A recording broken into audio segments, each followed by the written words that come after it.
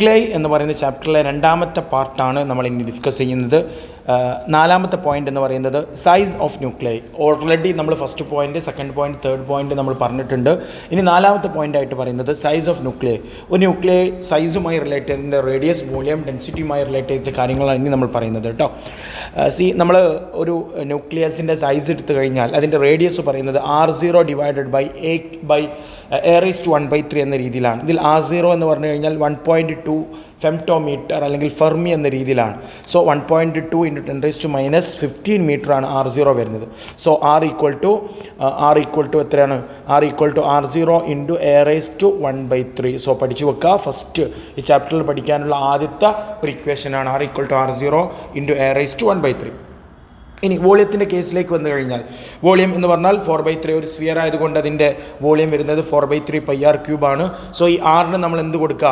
R0 A/1/3 കൊടുത്തു കഴിഞ്ഞാൽ നമുക്ക് 4/3 π × R0 അല്ലെങ്കിൽ R0³ × A അല്ലെങ്കിൽ മാസ് നമ്പർ എന്ന രീതിയിൽ കിട്ടും. സോ ഇവിടെ volume proportional to mass number എന്ന കൺക്ലൂഷനിലേക്ക് നമുക്ക് വരാൻ കഴിയും. സോ V = 4/3 πr³ × A എന്ന രീതിയിലേക്ക് നമുക്ക് വരാൻ പറ്റും. സോ വോളിയം ഇവിടെ എന്താണ്? മാസ് നമ്പറിന് ഡയറക്റ്റ്ലി പ്രൊപ്പോർഷണലാണ് എന്ന രീതിയിലേക്ക് നമുക്ക് കൺക്ലൂഡ് ചെയ്യാൻ പറ്റും. ഇനി ഡെൻസിറ്റിയുടെ കാര്യം നോക്കിക്കഴിഞ്ഞാൽ, ഡെൻസിറ്റി എന്ന് പറഞ്ഞു കഴിഞ്ഞാൽ എന്താണ്? മാസ് ഡിവൈഡഡ് ബൈ എന്താണ്? വോളിയമാണ്. ഇവിടുത്തെ മാസ് എന്ന് പറഞ്ഞാൽ മാസ് ഓഫ് ദി പ്രോട്ടോൺ. ഇവിടെ നമ്മളൊരു ഒരു അസംഷൻ എടുക്കണം. എന്താണ്? Mass of the neutron equal to mass of the proton. Mass of the ന്യൂട്രോണും മാസ് ഓഫ് പ്രോട്ടോണും ഈക്വൽ എന്ന രീതിയിൽ എടുത്തു കഴിഞ്ഞാൽ total number of nucleons into mass of the proton divided by volume 4/3 πr³ A എന്ന് ചെയ്ത് കഴിഞ്ഞാൽ നമുക്ക് ഈ എയും കട്ട് ചെയ്ത് കഴിഞ്ഞാൽ നമുക്കൊരു എല്ലാം ഒരു കോൺസ്റ്റൻ്റ് ആയിട്ടുള്ള ഒരു വാല്യൂ, അത് നമുക്ക് അപ്രോക്സിമേറ്റ്ലി 2.3 × 10⁻17 kg/m³ എന്ന രീതിയിലേക്ക് കൺക്ലൂഡ് ചെയ്യാൻ പറ്റും.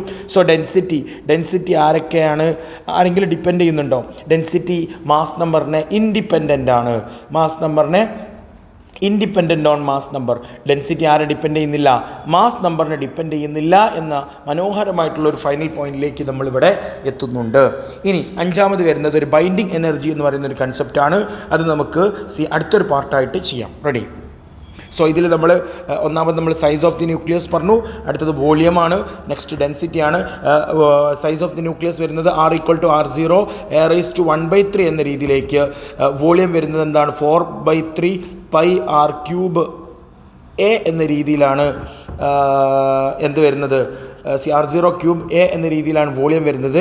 ആൻഡ് ഡെൻസിറ്റി അതൊരു കോൺസ്റ്റൻ്റ് ആണ്. 2.3 × 10⁻17 kg/m³ ആണ്. സോ ഇത്രയും കാര്യങ്ങൾ മനോഹരമായിട്ട് പഠിച്ചു വെക്കാം. Thank you.